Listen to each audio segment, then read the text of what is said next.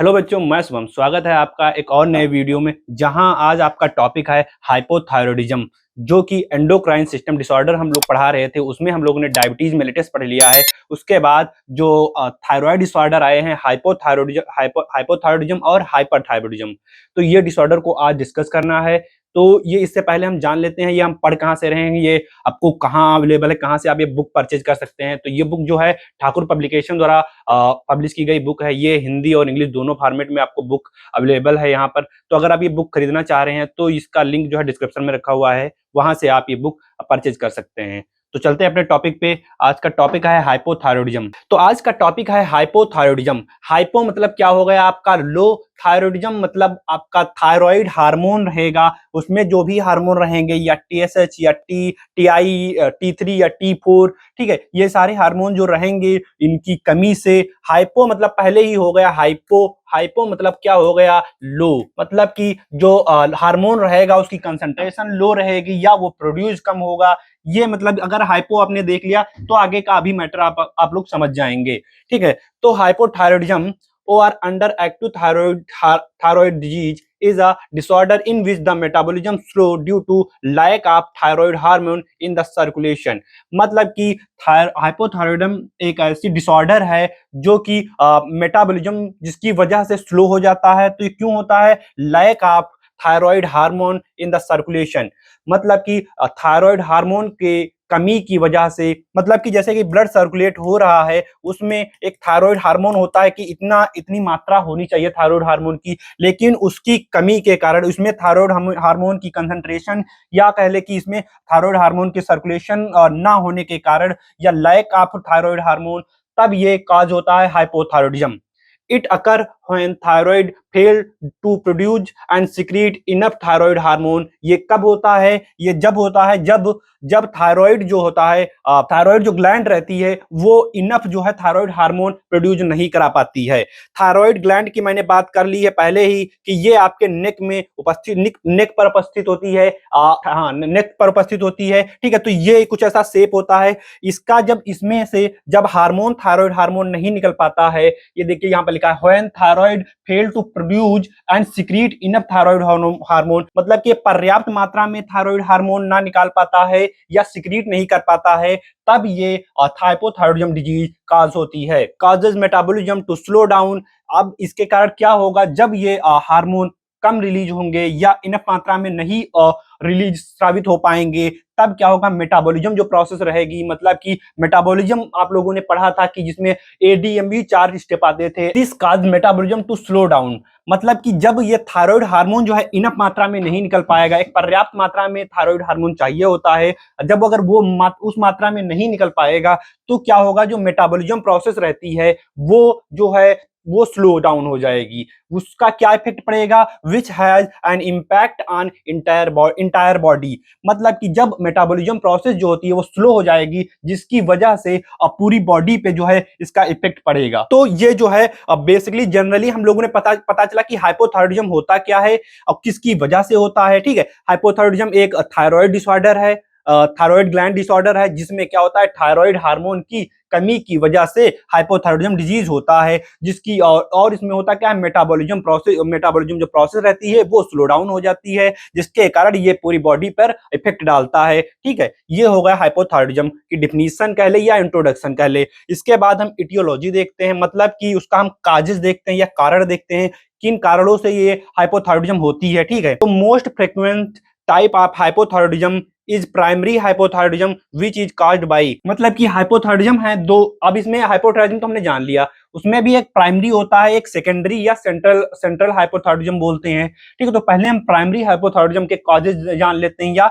Etiology जान लेते हैं। हाशिमाटो यानी कि ऑटो इम्यून इलनेस एक हाशिमाटो थायरोइडिटिस डिजीज है। इसमें क्या होता है? ये एक ऑटो इम्यून डिसऑर्डर है। अब आपके दिमाग में आ रहा होगा कि ऑटो इम्यून डिसऑर्डर, ये तो सुना वर्ड लग रहा है। तो ऑटो इम्यून डिसऑर्डर वो डिसऑर्डर होते हैं जिनमें जो अपनी जो सेल रहती हैं, बॉडी की जो सेल रहती हैं, वो अपनी ही सेल को डैमेज करने लगती हैं या फिर कह ले कि उसको नुकसान पहुंचाने लगती हैं, तो वो ऑटो इम्यून डिसऑर्डर कहलाते हैं। जैसे कि ये इम्यून सेल रहती हैं जी, ठीक है, इम्यून सेल रहती हैं, उसमें अपनी ही एंटीबॉडी जो रहती है, आपकी एंटीबॉडी तो आपके लिए अच्छी रहती है आपकी बॉडी के लिए, और एंटीजन क्या रहते हैं, वो हानि पहुंचाते हैं आपकी बॉडी को, ठीक है। तो एंटीबॉडी को ही नुकसान पहुंचाने लगती हैं सेल, तो वो ऑटो इम्यून डिसऑर्डर कहलाते हैं, ठीक है। तो एक फैक्टर ये रहता है हाशिमोटो-थायरॉयडिटिस, जिसकी वजह से ये प्राइमरी हाइपोथायरॉयडिज्म होता है। दूसरा है uses of radioactive iodine, मतलब कि आयोडीन जो होता है, रेडियो एक्टिव आयोडीन मतलब कि जैसे कि आप भोजन ले रहे हैं, उसमें नमक ले रहे हैं ना, या कुछ दवाएं ऐसी ले रहे हैं जो रेडियो एक्टिव आयोडीन के कंपोजिशन है उसमें, उसकी वजह से भी प्राइमरी हाइपोथायरॉयडिज्म होता है। या thyroidectomy which involve the damage, repression and excision of all part of the thyroid tissue. Thyroidectomy मतलब कि सर्जिकल प्रोसीजर हुआ है कोई थायराइड डिजीज का। सर्जिकल प्रोसीजर मतलब कि थायराइड की कोई उससे पहले सर्जरी हुई है या ऑपरेशन हुआ है, जिसकी वजह से वो जो प्राइमरी हाइपोथायरॉयडिज्म काज होता है, ठीक है। इसके बाद है anti thyroid medication over use, मतलब कि जो एंटी थायराइड दवा है उनका एक मतलब कि एक होता है मिनिमम यूज, एक होता है नॉर्मल यूज, एक होता है मैक्सिमम। मैक्सिमम यूज में कर लिए आप उसका, एक ओवर यूज कर लिए कि थोड़ा भी दर्द हुआ तो आप दवा खा रहे हैं, जिसकी वजह से भी प्राइमरी हाइपोथायरॉयडिज्म काज होता है। फैक्टर है डाइटरी आयोडीन डिफिशिएंसी, मतलब कि आयोडीन की डिफिशिएंसी की वजह से ये काज होता है। ये तो बहुत ही आप लोगों ने सुना है कि घेंघा रोग बोलते हैं ना, तो ये सब आयोडीन या थायराइड हार्मोन की कमी के कारण होता है। फिर है सब एक्यूट थायरोइडाइटिस, मतलब कि अनुत्रिय थायरोइडिटिस, मतलब कि अचानक से होने वाले थायरोइडिटिस, ये भी एक कारण रहता है। फिर है लिथियम थेरेपी, मतलब कि लिथियम थेरेपी अगर हम ले रहे हैं उसकी वजह से भी हाइपोथायरॉयडिज्म काज होता है। अब जैसे कोई बोलते हैं कि कोई बीमारी अलग से कोई दूसरी बीमारी हुई है जिसमें हम दवाएं इंटेक कर रहे हैं, ले रहे हैं, तो उनकी वजह से भी प्राइमरी हाइपोथायरॉयडिज्म होता है। सेकेंडरी हाइपोथायरॉयडिज्म के कॉजेज या एटियोलॉजी देख लेते हैं, ठीक है। तो is associated with secondary hypothyroidism is associated with low level of TSH secretion due to pituitary gland dysfunction, मतलब कि अब बात आती है यहाँ पर आ गया पिट्यूटरी ग्लैंड। अगर वर्ड आपने सुना है तो पिट्यूटरी ग्लैंड सुनते ही आप लोगों को वर्ड आ गया कि ये एक मास्टर ग्लैंड है, जो कि आप लोगों ने जानते हैं मास्टर ग्लैंड क्या काम क्या रहता है। पूरी जो जितनी भी सेल्स रहती हैं उनको रेगुलेट करती हैं कि आपको ये हार्मोन निकालना है, मतलब कि स्टिमुलेट करती हैं या रेगुलेट करती हैं। ये रही। इसके बाद मास्टर ऑफ मास्टर ग्लैंड वो हाइपोथैलेमस होती है, ठीक है। Associated with low level of TSH, मतलब कि थायराइड स्टिमुलेटिंग हार्मोन सिक्रीशन जो है उसका लेवल जो रहता है लो हो जाता है due to pituitary gland dysfunction. अब पिट्यूटरी ग्लैंड मैंने बात की पिट्यूटरी ग्लैंड की, तो पिट्यूटरी ग्लैंड होती है मास्टर ग्लैंड, ठीक है। यही है जो कि स्टिमुलेट करती है कि सारे हार्मोन्स निकले, सारे ग्लैंड्स को स्टिमुलेट करती है कि ये हार्मोन प्रॉपर निकालें, ठीक है। इन जितनी मात्रा में चाहिए उतना हार्मोन निकाले, ये पिट्यूटरी ग्लैंड का कार्य होता है, ठीक है। क्योंकि इसीलिए इसको मास्टर ग्लैंड बोलते हैं, ठीक है। इसी का फंक्शन जो है पिट्यूटरी ग्लैंड ये अपना फंक्शन सही से नहीं कर पा रही है, जिसकी वजह से अब आती है थायराइड ग्लैंड। जब ये अपना कार्य नहीं कर पा रही है, यहीं पर क्रॉस हो जा रहा है, तो थायराइड ग्लैंड कैसे कार्य करेगी, ये कैसे हार्मोन निकालेगा T3 T4, ठीक है। तो जब यहाँ पर ये कैसे काम करती है, ये एक हार्मोन रहता है थायराइड स्टिमुलेटिंग हार्मोन। हार्मोन जो होता है पिट्यूटरी ग्लैंड निकालती है, जो कि यहाँ इसको स्टिमुलेट करने के लिए निकालती है कि ये T3 और T4 हार्मोन निकाले, या कैल्सिटोनिन, 3 हार्मोन निकलते हैं ना थायराइड से, तो ये हार्मोन निकले, ये स्टिमुलेट करती है पिट्यूटरी ग्लैंड। अब पिट्यूटरी ग्लैंड ही वर्क नहीं प्रॉपर कर रही है कि ये थायराइड स्टिमुलेटिंग हार्मोन नहीं निकाल पा रही है, जिसकी वजह से उसका लेवल जो होता है लो हो जाता है, तब ये सेकेंडरी हाइपोथायरॉयडिज्म होता है। थर्ड पॉइंट है thyroid hormone secretion is insufficient resulting general slowdown of all physical and emotional activity. Thyroid hormone secretion is insufficient, thyroid hormone के इनसफिशिएंट सिक्रीशन की वजह से क्या रिजल्ट आता है, general slow down of physical and emotional activity. जो body की physical activity रहेंगी या इमोशनल एक्टिविटी रहेंगी वो सभी स्लो डाउन पड़ जाएंगी जब ये थायराइड हार्मोन का सिक्रीशन इनफ नहीं रहेगा, ठीक है। फिर है फोर्थ पॉइंट है the majority of cellular enzyme system and oxidative activity are depressed. जब the majority of cellular enzyme system and जो सेलुलर एंजाइम सिस्टम है और ऑक्सीडेटिव एक्टिविटी है ये सारी डिप्रेस मतलब कि स्लो डाउन पड़ जाएंगी, ठीक है, जब ये थायराइड हार्मोन नहीं निकलेगा तब। पॉइंट आपका है the metabolic activity of cell in the body drop resulting in lower oxygen consumption, decreased body food oxidation for energy and reduced body heat production।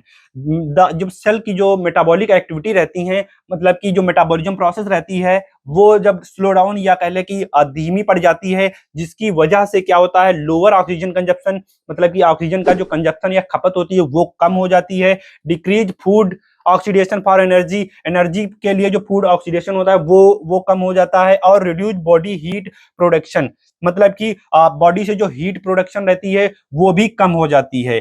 ये किस कारण होता है? जब थायराइड हार्मोन नहीं निकलेगा तो मेटाबॉलिक एक्टिविटी जो होती है स्लो डाउन पड़ती है, जिसकी वजह से ये सारे रिजल्ट आपको देखने मिलेंगे। इसके बाद हम पैथोजेनेसिस देख लेते हैं। पैथोजेनेसिस तो आप लोग जानते हैं, जैसे हमने इटियोलॉजी पढ़ाई उसके बाद पैथोजेनेसिस पढ़ाते हैं हर डिजीज की, तो वो पहले हम देख लेते हैं प्राइमरी हाइपोथायरॉयडिज्म की, फिर देख लेते हैं सेकेंडरी हाइपोथायरॉयडिज्म। सेकेंडरी हाइपोथायरॉयडिज्म को ही सेंट्रल हाइपोथायरॉयडिज्म बोलते हैं।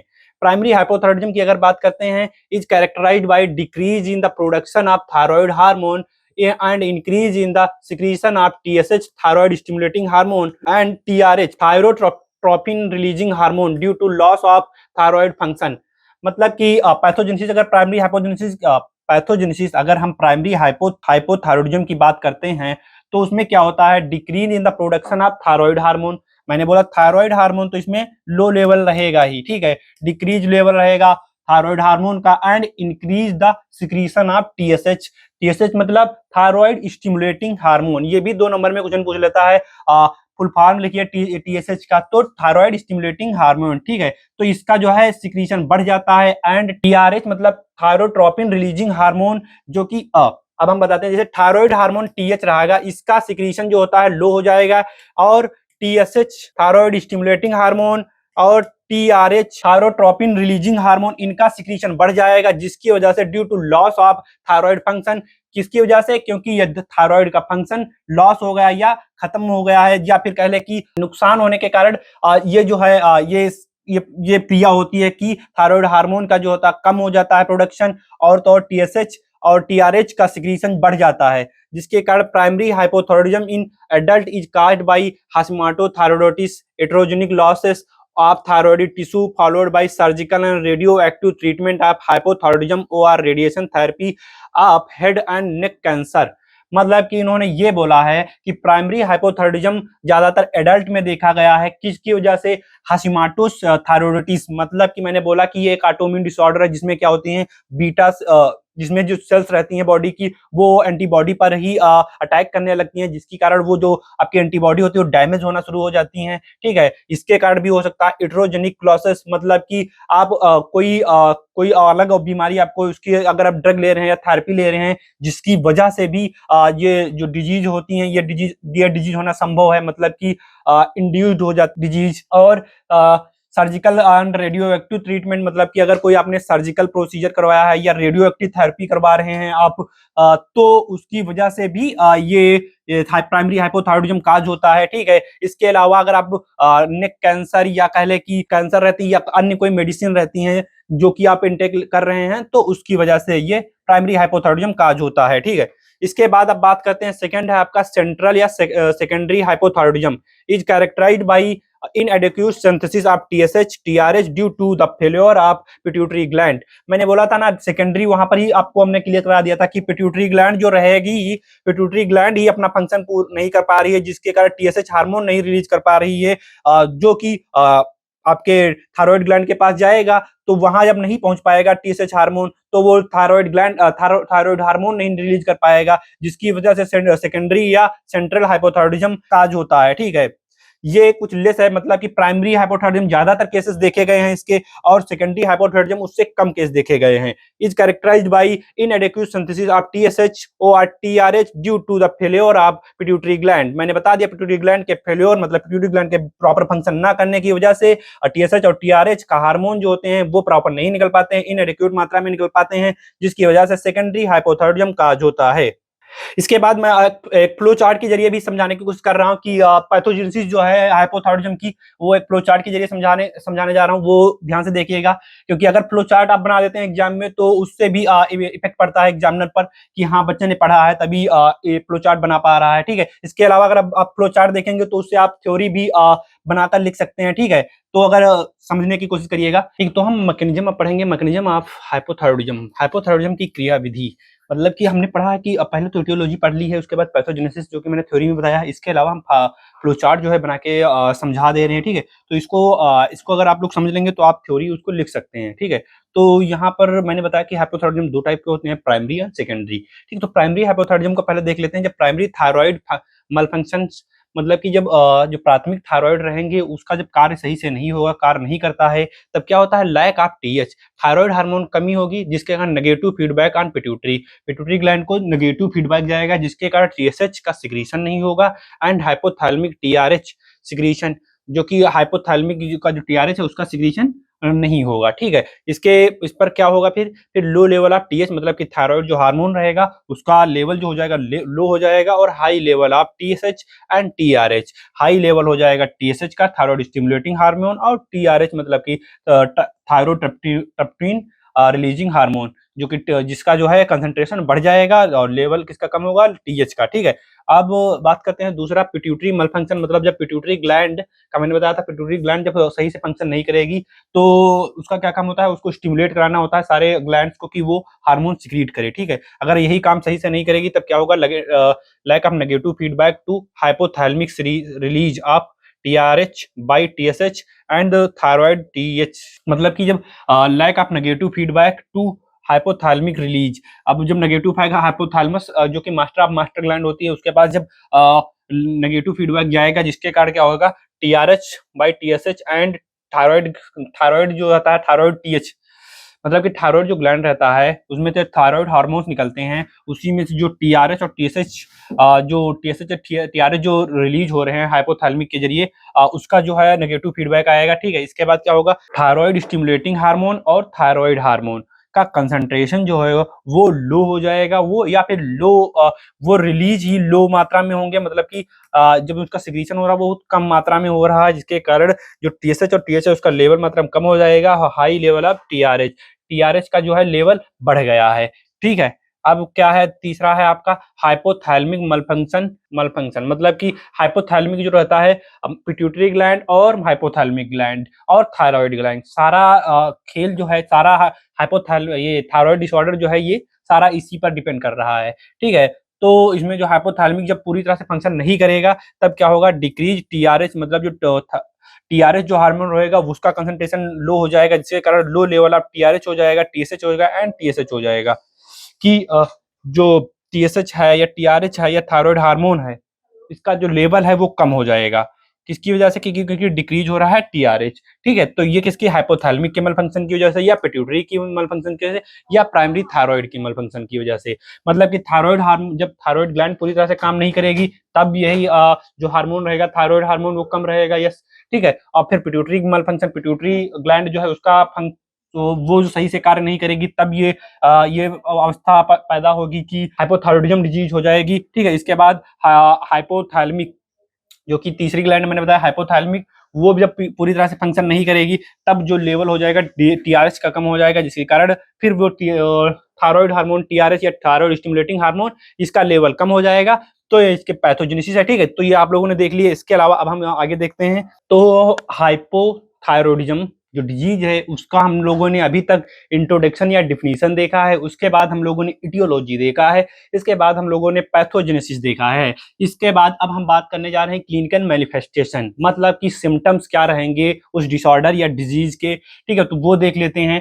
ठीक है, तो पहला सिम्टम है फीलिंग टायर्ड, मतलब कि थकावट महसूस होगी। ये जब डिजीज आपको होगी तो ये थकावट महसूस होगी, कॉन्स्टिपेशन रहेगा, कब्ज बनने लगेगी, या गेनिंग वेट मतलब वेट बढ़ने लगेगा, क्योंकि जब डाइजेशन नहीं है, मेटाबॉलिज्म प्रोसेस नहीं हो पा रही है तो वेट जो है बढ़ने लगेगा। ठीक है, फिर डिप्रेशन की कंडीशन भी आ सकती है, फिर numbness and numbness and tingling sensation of hand, मतलब कि हाथों में सुन्नाहट या झुनझुनीपन की जो है फीलिंग होगी कि हाँ ये सनसनाहट हो रहा है, हाथों में झंझनाहट हो रहा है, ये सब सिम्टम्स दिखेंगे। Feeling pain all over the body, जो पेन रहेगा बॉडी में, पूरी बॉडी में कहीं ना कहीं पेन रहेगा, ये एक सिम्टम भी दिखेगा। ठीक है, फिर है having high blood cholesterol level, मतलब कि जो कोलेस्ट्रॉल लेवल है ब्लड में, उसमें कोलेस्ट्रॉल का जो लेवल है ये बढ़ जाएगा। ठीक है, इसके बाद inability to withdraw withstand chilly temperature, मतलब कि सर्द तापमान में सामना करने में असमर्था, मतलब कि जब कहीं से ठंडी में है तो आपको हीट का प्रोडक्शन नहीं हो रहा, कि थायराइड हार्मोन का मैंने पहले ही फंक्शन बताया था कि ये हीट का भी प्रोडक्शन कराते हैं। ठीक है, बॉडी से, तो अगर आपके ये थायराइड हार्मोन ही नहीं निकल पा रहे हैं तो इनएबिलिटी होगी कि आप जो ठंडे माहौल में स्टैंड कर पाए या सर्वाइव कर पाए।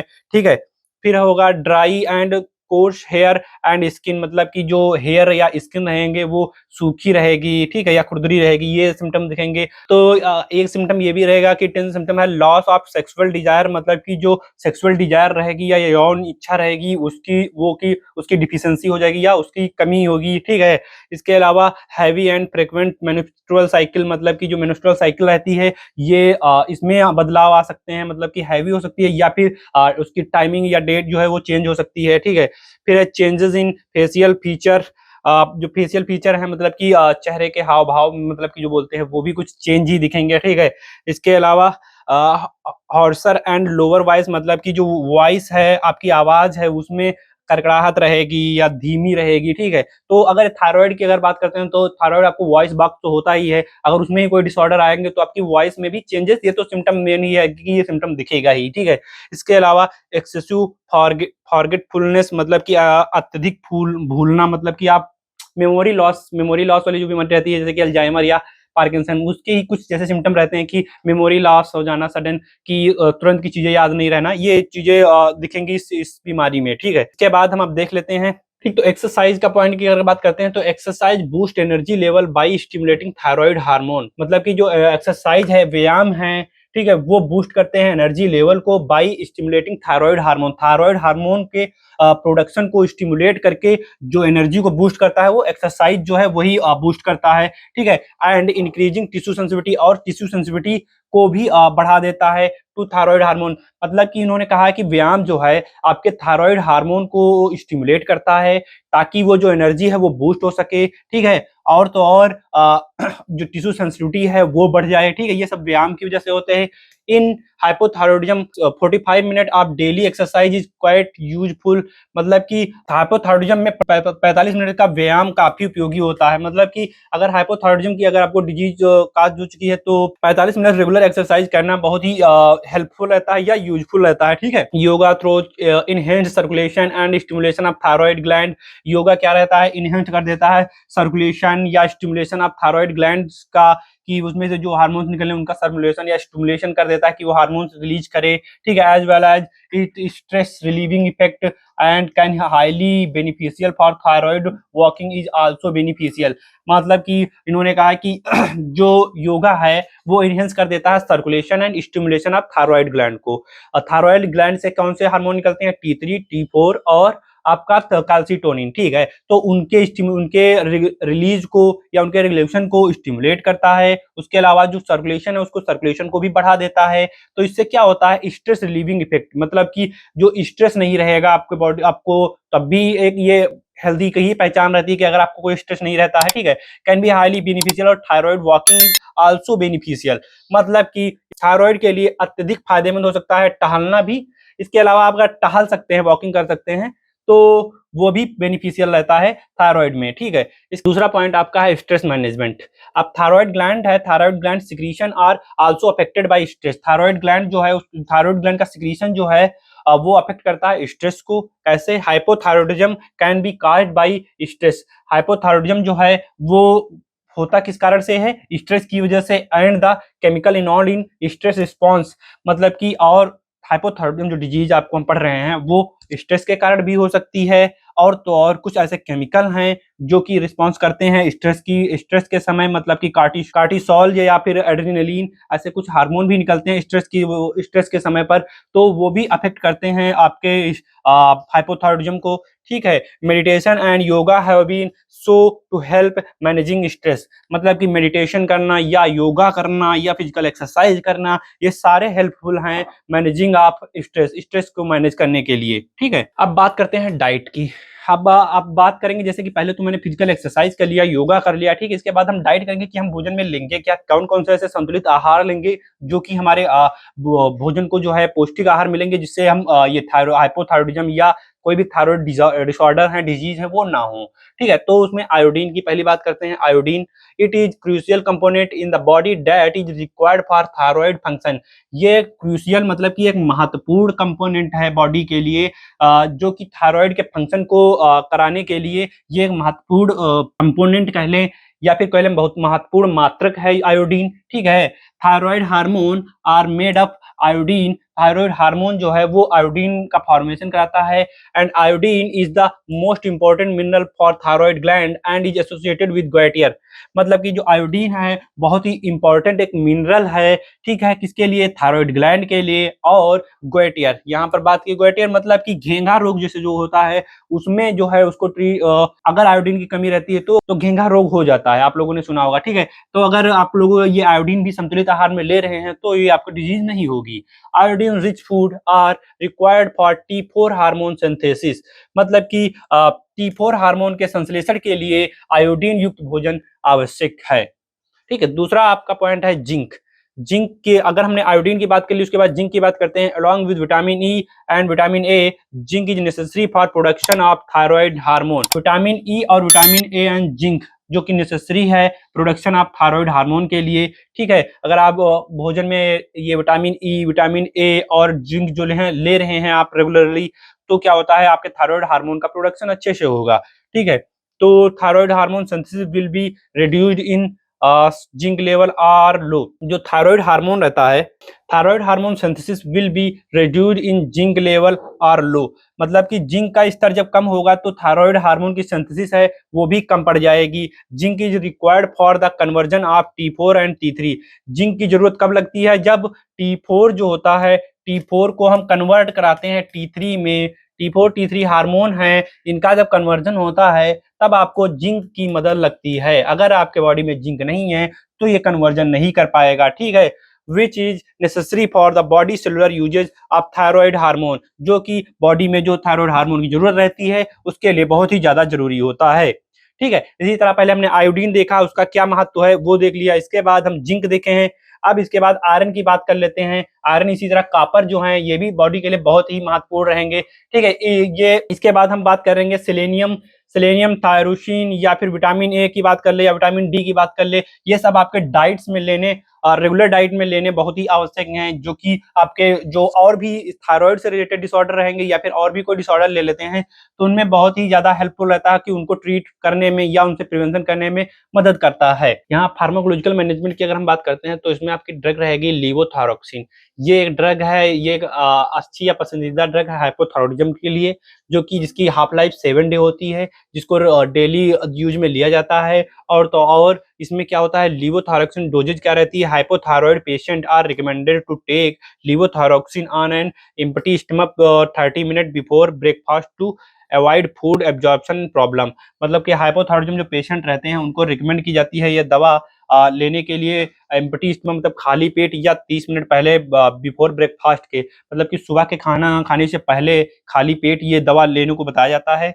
क्यों? क्योंकि to avoid food absorption problem, ताकि ये फूड को अवॉइड कर सके, फूड एब्जॉर्प्शन की प्रॉब्लम को अवॉइड कर सके, इसलिए ये सुबह को लेने को डॉक्टर सलाह देते हैं, रिकमेंड करते हैं। Thyroid function monitoring during levothyroxine replacement, मतलब कि लीवोथायरोक्सिन प्रतिस्थापन के दौरान थायराइड के कार्य की जांच, ये भी देखा जाता है फार्माकोलॉजिकल मैनेजमेंट में। जो सेकंड पॉइंट है आपका thyroid function monitoring during levothyroxine replacement, मतलब कि थायराइड फंक्शन को मॉनिटर करते हैं कब? जब हम लीवोथायरोक्सिन का रिप्लेसमेंट करते हैं। लीवोथायरोक्सिन की एक बेस्ट चॉइस है ड्रग जो कि हाइपोथायरॉयडिज्म में लिया जाता है। और इसके अलावा जब हम रिप्लेसमेंट करते हैं लीवोथायरोक्सिन की बाहर से, तो हम थायराइड फंक्शन को हम मॉनिटर करते हैं कि उसके जो कार्य में है, उसके फंक्शन में कोई बदलाव तो नहीं आया है, ठीक है। ये चीज हम मॉनिटर करते हैं सेकंड पॉइंट में। इसके अलावा हम तीसरा पॉइंट क्या है उसमें कैसे क्या मैनेजमेंट करते हैं हम? लीवोथायरोक्सिन एंड ट्राईआयोडोथायरोनिन कॉम्बिनेशन थेरेपी। दूसरा पॉइंट आपका है लीवोथायरोक्सिन एंड ट्राईआयोडोथायरोनिन कॉम्बिनेशन थेरेपी। मतलब कि पहले तो हम लीवोथायरोक्सिन दे रहे थे, बेस्ट चॉइस थी ड्रग, लेकिन अगर जब उससे भी ट्रीट ना हो पाता है तब डॉक्टर लोग प्रिस्क्राइब या रिकमेंड करते हैं कि कॉम्बिनेशन में ड्रग रहती है लीवोथायरोक्सिन एंड ट्राईआयोडोथायरोनिन ड्रग, वो ली जाती है, वो रिकमेंड की जाती है कि उसकी थेरेपी कराएं, कि करें पेशेंट, ताकि वो उनको ट्रीट हो पाए hypothyroidism. Dissected pig thyroid extract जो रहता है इसमें ये भी एक तरीका है, ये भी एक ड्रग है, या कह ले कि उसका जो एक्सट्रैक्ट निकाल के दिया जाता है ह्यूमंस में। तो ये क्या रहता है? It has the 4.1 ratio of thyroxine and triiodothyronine. जो थायरोक्सिन हार्मोन रहता है और ट्राईआइडोथायरीन रहता है, इसका अनुपात 4:1 का अनुपात में ये हार्मोन रहता है। This is in contrast in the 14:1 ratio of human physiological thyroxine and triiodothyronine, indicating that thyroid extract include an excess ट्राईआइडोथायरीन।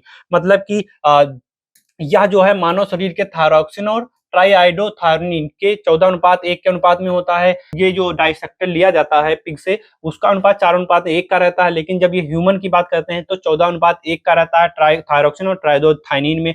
तो ये इंडिकेट ये करता है कि थायराइड निकालने में ट्राईआइडोथायरीन की अधिकता हो जाती है, जिसका संकेत कोई संकेत नहीं है, या नैदानिक परीक्षणों और लिवोथायरोक्सिन से अधिक कुशल होता है। मतलब कि ये है कि ये जो वहां से लिया जाता है पिग से, उसका अनुपात होता है 4:1 का थायरोक्सिन और ट्राईआइडोथायरीन हार्मोन का। ठीक है, अब यहाँ बात करते हैं मानव में, ह्यूमन में, तो उसमें 14:1 का रहता है, जिसमें कि वही हार्मोन थायरोक्सिन और ट्राईआइडोथायरीन रहता है, जो कि इंडिकेट करता है कि कोई भी उसका फंक्शन नहीं है, कोई भी संकेत नहीं कर पा रहा है। ठीक है, तो इसका मतलब ये है कि जो वो लिया जा रहा है पिग से, वो आपके हाइपोथायरॉयडिज्म में बहुत ही ज्यादा मददगार रहेगा, ट्रीटमेंट में बहुत ज्यादा मददगार रहेगा। ठीक है, चौथा तो तीसरा पॉइंट हम लोगों ने देख लिया, dissected pig thyroid extract hammer, उसके जरिए हम ट्रीट कर सकते हैं। चौथा पॉइंट आपका है ट्राईआइडोथायरोनिन थेरेपी। ये कुछ थेरेपी रहेंगी या कुछ ऐसी ड्रग्स रहेंगी जो कि आपको पढ़नी पड़ेंगी या फिर आप अब जब फार्माकोलॉजिकल मैनेजमेंट लिखेंगे तो वहां पर आपको इस चीज की जरूरत पड़ेगी। ठीक है, तो ये आप लोग जो है बहुत अच्छे से समझ में आ गया होगा हाइपोथायरॉयडिज्म। इसके अलावा अब रहेगा इसी में है हाइपरथायरॉयडिज्म, जो कि हम अगले लेक्चर में पढ़ाएंगे। ठीक है, हाइपरथायरॉयडिज्म में क्या होता है, उसमें जो है सिक्रीशन ज्यादा हो जाता है, या फिर कह ले कि उसमें जो हार्मोन्स रहते हैं थायराइड हार्मोन, उनका सिक्रीशन ओवर हो जाता है, जिसकी वजह से हाइपोथायरॉयडिज्म हो जाता है। ठीक है, बाकी अगर ये पूछता है तो आप ये अच्छे से लिख सकते हैं। ठीक है, अगर और कोई भी डाउट रहते हैं तो प्लीज कमेंट करिए और वीडियो को लाइक करिए और चैनल को सब्सक्राइब करिए।